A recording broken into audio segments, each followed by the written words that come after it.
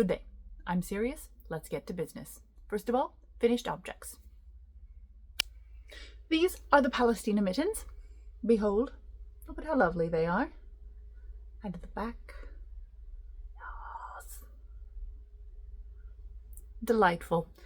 These worked up extremely quickly. I choose to believe that it is because mittens are small, but also color work is faster than other forms of knitting, and you simply cannot convince me otherwise. So this is the Palestina mitten pattern. There. All proceeds go to charity. If you wish to buy the pattern and knit for yourself, I have made a couple of aesthetic modifications. This line of the main color here, I added. I feel that it does a better job of catching the contrast color floats as it goes around the edge of the hand, keeps everything nice and tidy, and it makes it much easier to put the hand into the mitten, which if you want a functional mitten is an important consideration.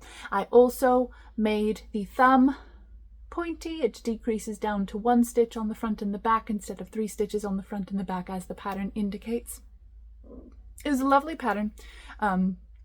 Very easy to follow, very simple, very sparse, but also it's a mitten. You can't mess it up.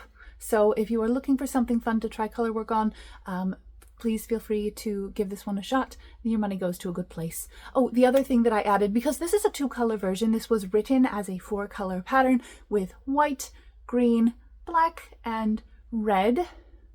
But I didn't have those colors in wool, so I made a 2-color version because these are the colors that I did have in wool. So I added this line here of main color stitches.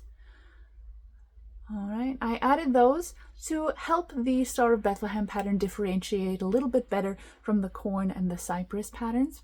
Just makes it look a little bit cleaner, a little bit neater, and I like it very much. Now, I will not be wearing these mittens. They already have an owner and they will soon go to their new home, but these were a delight, very fast to knit up. Oh, for you, you know who you are. You want to see the inside. I know you do. It's all right. You can trust me. So, here you go. Here is the inside of one of the Palestina mittens. You can see all of my floats. And then also for that center panel, I did ladder back jacquard to keep this nice and tidy and to help prevent any of this contrast color from peeking through. I made a mistake right there. You can see that.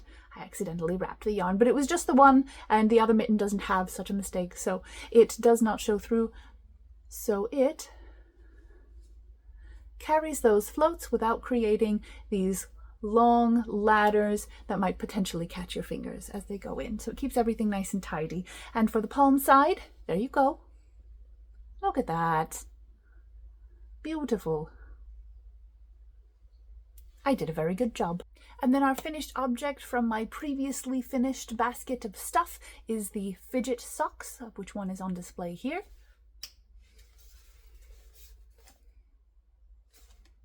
You didn't think I was actually going to show you my feet, did you? Be serious. These are the fidget socks by Amy Stringer. It is a free pattern from Ravelry. It is also a delight to knit. The gauge is a little bit larger than my typical gauge, so I ended up knitting these on 2.75 millimeter needles instead of my usual 2.5 millimeter needles. And this lovely texture here is created by slipping the stitches with the yarn in front, so it makes these lovely ladders, and it really works quite nicely with this variegated yarn. It helps show some of the color changes, gives it a little bit more contrast and visual texture, which I think is quite lovely. Now, this pattern did specifically call for a fish lips kiss heel.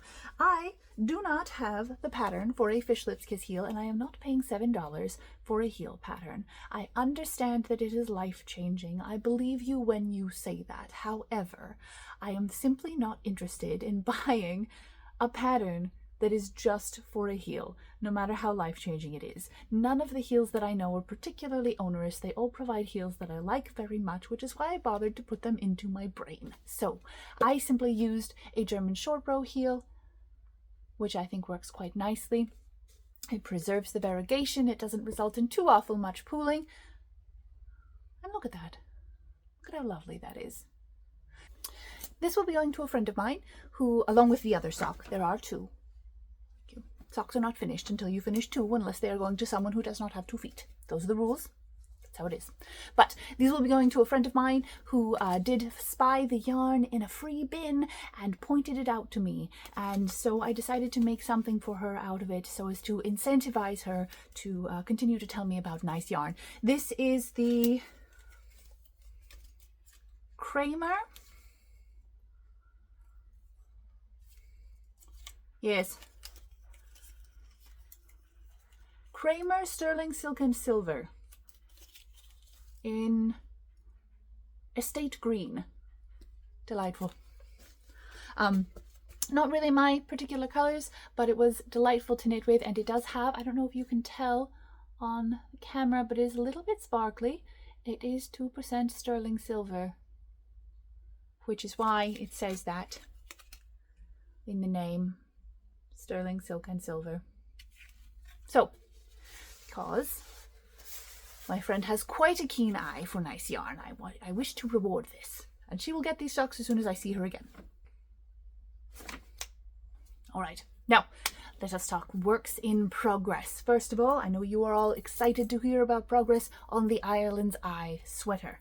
Me too. So here is the marker that I placed after showing you it last, and from there I have worked on this much sleeve. Look, behold, I have done so much. I am actually onto the cuff now. You can see this crisscross cable is the cuff. I have another inch or so of this to go, and then an I-cord bind off, and then I shall need to block it before I can put the pockets on per the instructions. But then it shall be done. It will be done, and it will be delightful. And I think that once I am done with it, I shall never take it off. Behold, the rainbows. Look at it.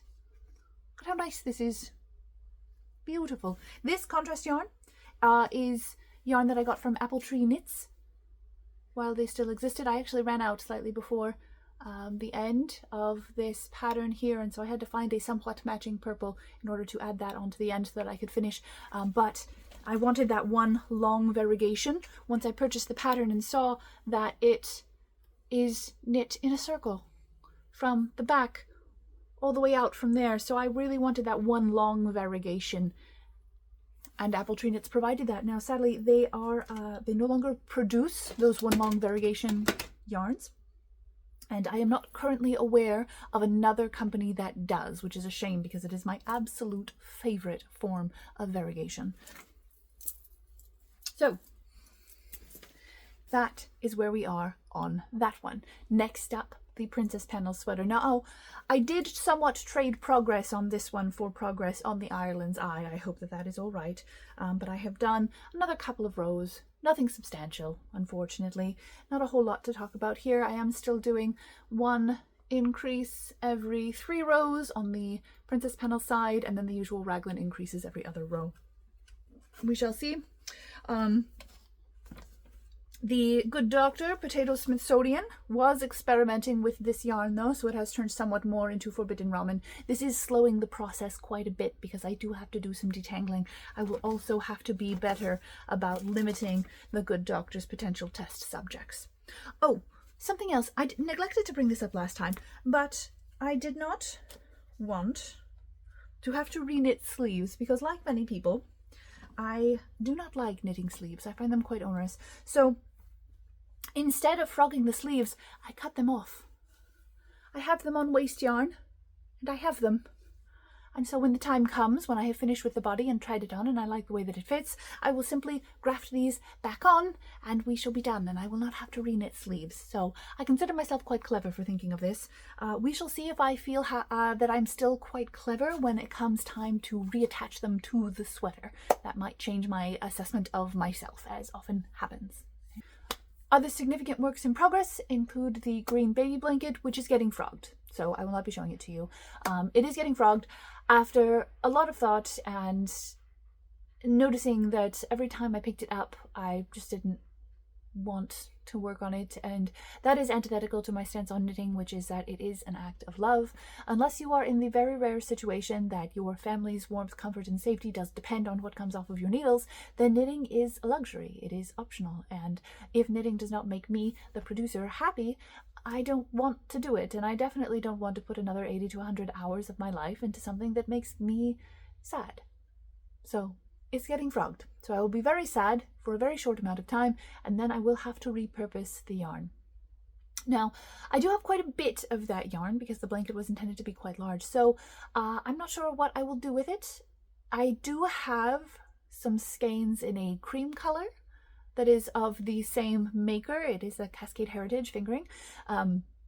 So perhaps there is a fingering weight colorwork sweater in my future, but if that does happen, I need to finish the Ireland's Eye first. This sweater can no longer remain in time out. It needs to be finished. And so I will put that ahead of any other casting on of any sweaters. The Princess Pennell sweater is grandmothered in. That will stay. But I need to finish the Ireland's Eye in order to continue to be serious about this. To be perfectly honest, there's only so long that something can remain in time out, especially when its only transgression is something that is not its fault. It is a fault with me. That's not really fair. Something else I wish to show you is a project that I have been working on for some time. I have been making socks like this. Isn't this nice? Now, I have made several iterations on how the badge is knit, so it does not quite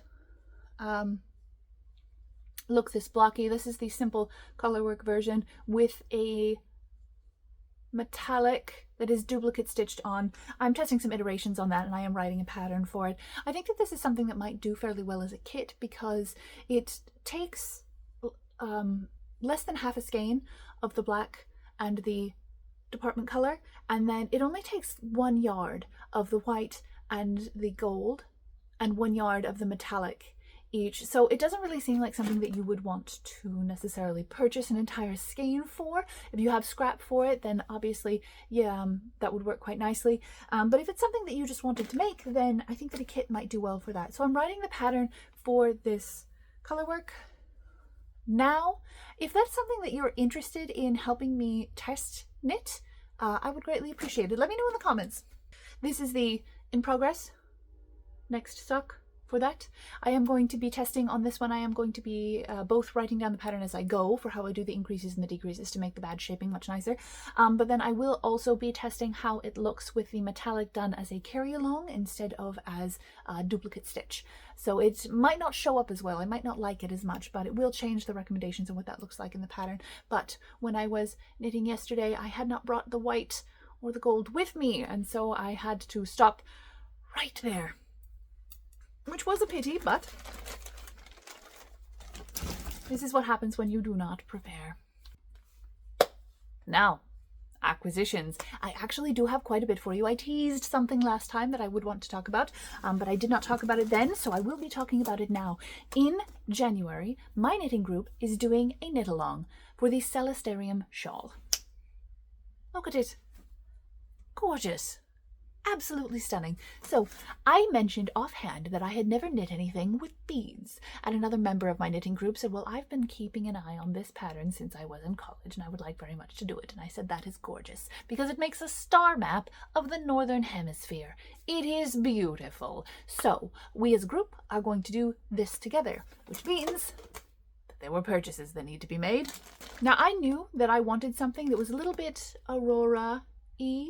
So I wanted something kind of green, pink, purple in that area. And I also knew that I wanted it to be dark. I wanted a night sky, in part because of my love of the combination of darkness and rainbows. Honestly, my favorite color is probably oil slick. If you ever find anything that looks like an oil slick, let me know. I probably want it. But I settled on this. This is Malabrigo Ultimate Sock in 684 Chameleon, or potentially Chameleon. I'm not sure. I'm going to presume Chameleon, because if I remember correctly, Malabrigo is a, oh, there it is, yes, It is Peruvian, and therefore Spanish is probably the language du jour. So camaleon. But look at this. Gorgeous. So I have 3 skeins of this, but then while I was at the yarn store, and this is why I don't typically do yarn shopping in person, I have a problem. Okay? I saw this. I don't know if you can see just how sparkly this is, but because this shawl is supposed to be the night sky, it needs more stars, doesn't it? So this is Trendsetter Yarns Kid Chic, 75% kid mohair, 16% silk, 9% poly. Made in Italy. In the color 72. Delightful. But I will be using this as a carry-along, so it should darken this up quite a bit and also provide the little stars. And I knit a swatch. Look. Look at that! There is nothing more serious than a colour combination such as this. This will be the night sky. I am inestimably gleeful about it. So, there is that. In addition, there were beads. Now, here in Washington, the state, not the city, we did recently have a Rock and Gem Festival that one of our members of the knitting group was aware of, and she directed us to that, and so we did another field trip, and we went there. And I did not purchase these, which is a shame. Look at it. Because I was worried that the bore hole was too small to carry 2 strands of fingering through on a crochet hook. Now, other members of the group did buy beads of a similar size and were able to get the yarn through just fine, and so then I had not buyer's remorse. So someone from the knitting group did go back and purchase the beads for me. Shout out to Merc. Look! Look at these! Look how beautiful and sparkly and cold they are. This will be delightful. I am gleeful over it, and I wish to cast on at this very moment, but I will not be doing that because it is a group knit and certain things must be observed. Namely, that we do it together as a group. That's the point. So this will be on hold until January, at which point it will join the works in progress and I will be able to show you how it is coming along. Now, remember my aforementioned problem? You see, I was at a store, and stores have clearance sections, which I check because of the problem. So,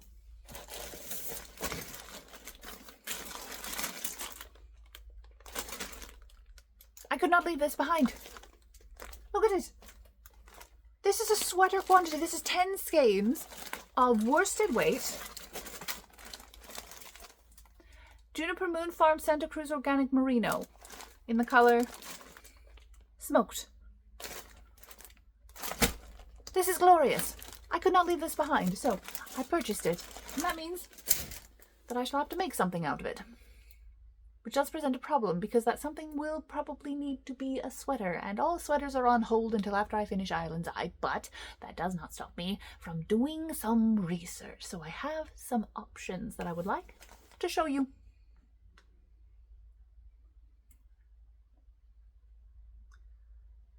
So here is a Dark and Stormy by Thea Coleman. I did used to have a Dark and Stormy, but it was eaten by moths. So I no longer have it, which is a real shame, but it was a nice pattern and I would like to have another one. I did feel that it didn't fit me quite nicely around the shoulders. I have fairly broad and square shoulders, and so raglan construction can be a little bit tricky sometimes. I did feel that it sat very low on me, though with my original Dark and Stormy I did use Cascade 220 worsted, and so that might be the issue. The Juniper Moon is a little bit less spun, it has less twist in it, and so I perceive it as being lighter. Even though it is still worsted weight, so perhaps it will knit up lighter.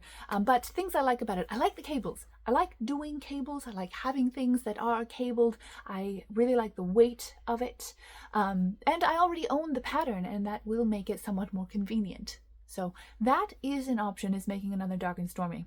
Now from the same designer, there is Chartreuse from a collection that is all named after alcoholic drinks, and they're all delightful. So I do like it. It is tunic length, which I also like very much. I get cold easily, and so I like sweaters that are more sweater than they are less sweater. So having it be tunic length is nice.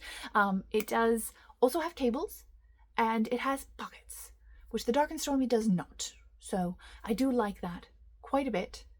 I also looked at the Mossy Spruce by Les Elegance, whose name I am probably mispronouncing, for which I do apologize. There was no indication of how it should be pronounced on the Ravelry page. I did my best. If you happen to know how it's pronounced, please let me know. Mispronouncing people's names is not serious, and I will accept correction on this front. So, it has the cables, which I like. It has pockets, which I like. It also has this very interesting collar construction, and I am a sucker for interesting construction, which is why Jennifer Beale's work appeals to me so much. But this doesn't seem to be something that requires quite so much attention, which will be nice. Worsted weight also has the advantage of knitting up quite quickly as comparison to other things, so having worked on several small gauge things recently, I think that it will be a nice palette cleanser. I was also looking at this Farmer's Market cardigan by Connie Chang Chinchio. Let me know. Again, several things that I like. It's got cables. It has an interesting collar pocket situation, which I like very much. The pockets do look kind of small, which concerns me a little bit, and there's no real way to make them bigger. On inset pockets, you can just make them longer and support them along the sides of the pocket, but that is not the case with this, and so that does kind of concern me a little bit, because I do feel the need for substantial pockets. Well, thinking about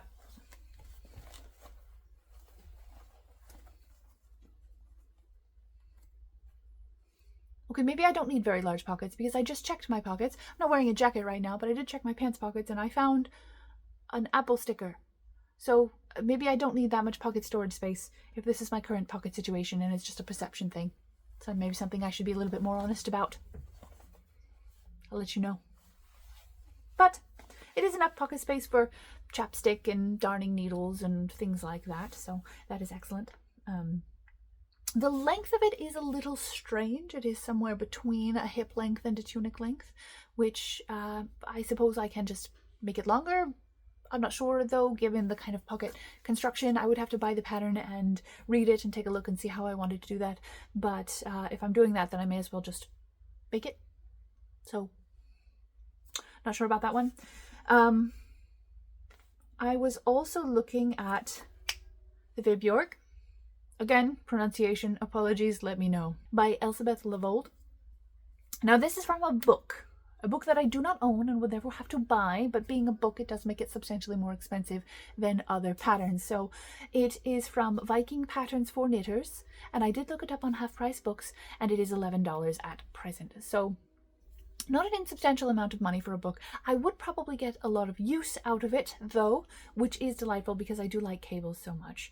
But it is something that is weighing against the sweater. The book definitely is going on my wish list, but I think that the sweater will have to wait, as much as I do love it. And then finally, the front runner for me is the Diala cardigan. There it is. The Diala cardigan by Cassie Castillo, or potentially Castillo. I'm not sure.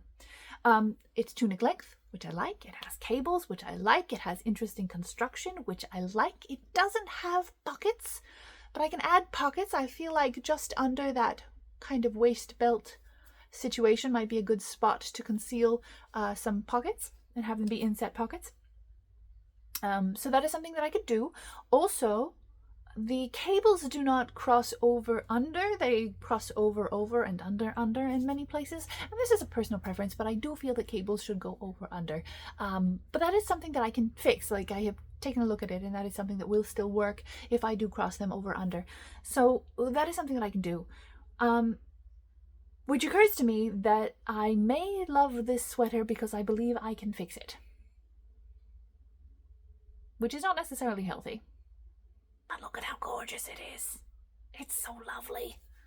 So it's not a deal breaker.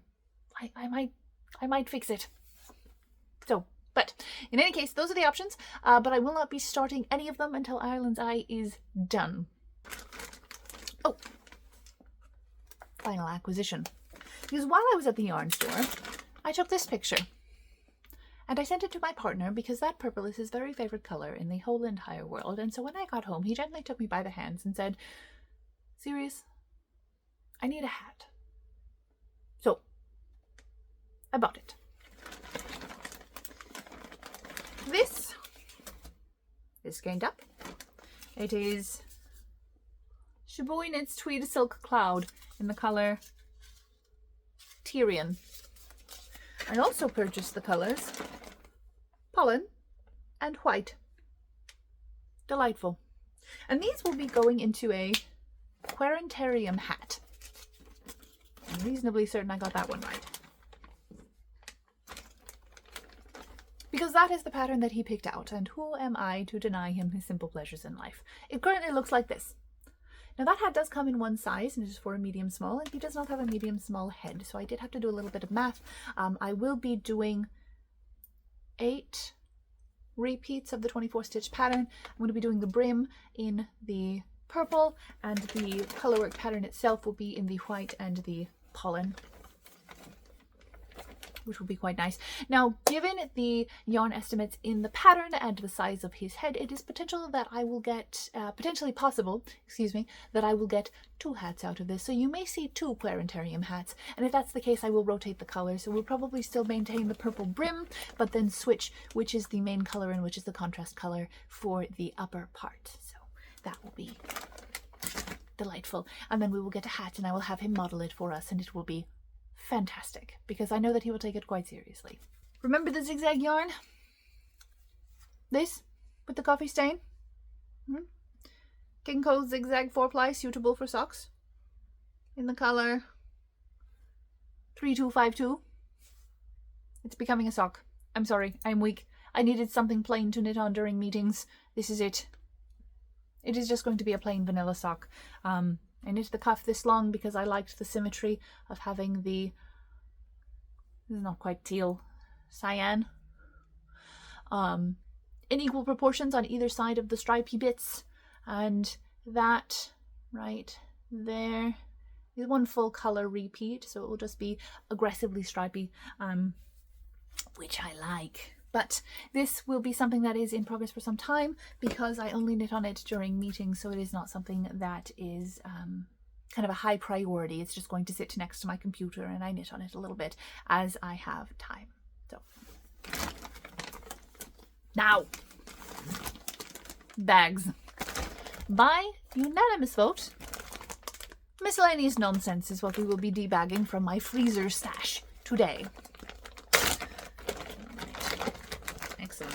We have Premier Home Cotton in the color Passion Fruit. Delightful. This is cotton. I do not know why it was in the freezer bag. Moths do not eat cotton. But I do have quite a bit of this. I don't typically knit with cotton very much. I find it suitable only for practical things such as washcloths, and I don't typically knit a lot of practical things. I do knit some of them. I'll show you one next time. But a friend asked me what to get for what he could get me for Christmas, and I said yarn, and so he typed buy yarn into the Google and bought me quite a substantial amount of worsted weight cotton. So I use it a lot for scrap yarn, for provisional cast-ons, that kind of thing. So this will be nice to have back. I also have in here, what is this? Cascade Yarns distributor of fine yarns, Cascade 220 Heathers, in the color 9451. Delightful. Actually, I do like this quite a bit. Kind of smoky. It's heathered with some blue and some yellow, which is lovely. I think that it gives it a lot of depth. Is there more of that in here? No, just the one. That is fine. 1 skein is a fine amount of yarn. That's why they sell it that way. This is a mystery. Ooh, it is holy cannoli. It is approximately 1 million ply. It's also cabled. All of these plies are themselves 2-ply. So this is quite sturdy. It is approximately worsted weight, and in this kind of cadet blue color. I don't know what it's made of, and I can't tell by smell. Let's see. Ooh. This is Rowan Kid Silk Haze Trio in the color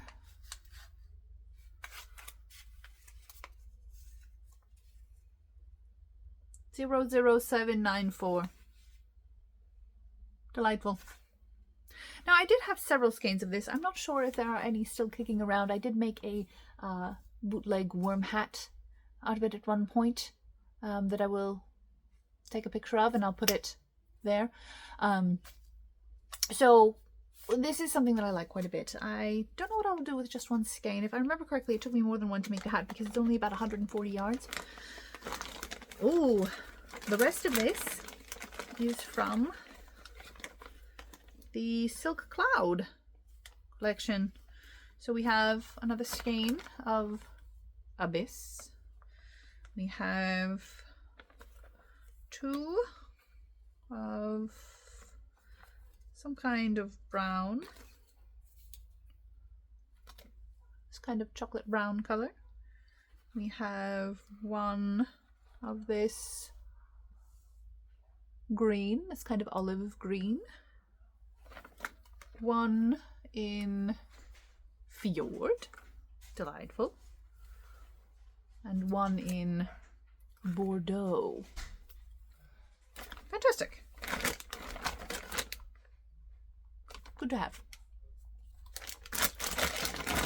So that was that bag.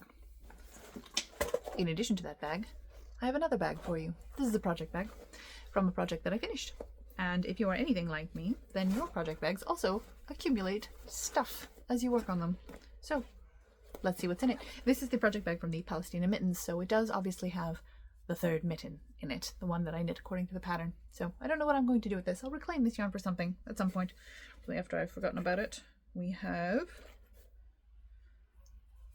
scrap yarn. What do you do with your scraps? I would like to know. I simply throw mine away at this point. I would like alternatives. Ooh, $1. I am rich. And plastic stitch markers. I don't like these. I find that the width of them does tend to create some laddering in works, but maybe in something a little heavier weight than I typically knit. Maybe the worsted weight sweater, these will be quite useful. So that's nice. They're on a paper clip, which is interesting. I don't use paper clips in this way. I may have stolen somebody else's stitch markers. If it's you, let me know. I'll give them back. And last thing, darning needles, 2 of them. 1 bent, the other straight. Not too bad on this one. It's pretty straightforward. All of it was knitting related, except for the $1. And that leaves this bag empty and ready to go. So it's going to go up here while it waits for a new project to go into it. That is all I have for you today. This has been enjoyable. I have enjoyed it. Thank you so much for joining me. And if you would like to take knitting seriously, like and subscribe. And remember to take your life seriously, or no one else will. Until next time.